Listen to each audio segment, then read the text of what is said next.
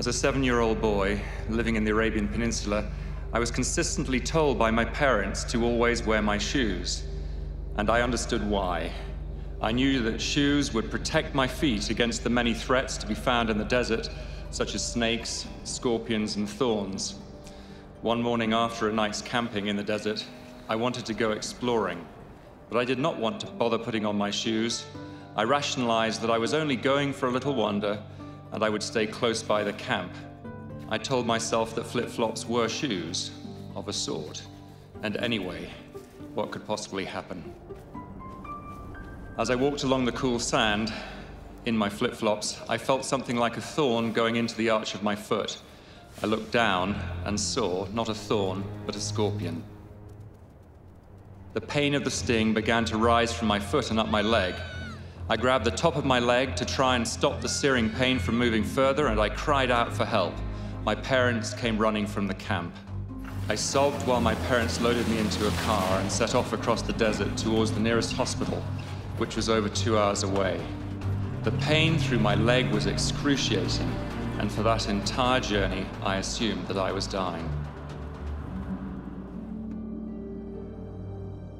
When I finally reached the hospital, the doctor was able to assure us that only small infants and the severely malnourished are threatened by the sting of that type of scorpion.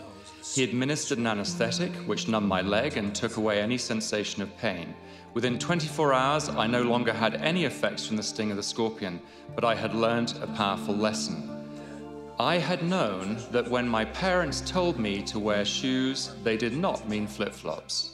But that morning in the desert, I disregarded what I knew to be right.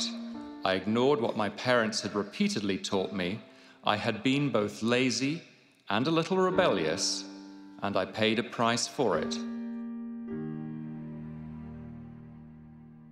Disregarding what we know to be right, whether through laziness or rebelliousness, always brings undesirable and spiritually damaging consequences. We find healing and relief only when we bring ourselves to the feet of the great physician, our Savior, Jesus Christ. We must cease fighting against God and instead give our whole hearts to Him, holding nothing back. Then He can heal us. Then He can cleanse us from the venomous sting of sin.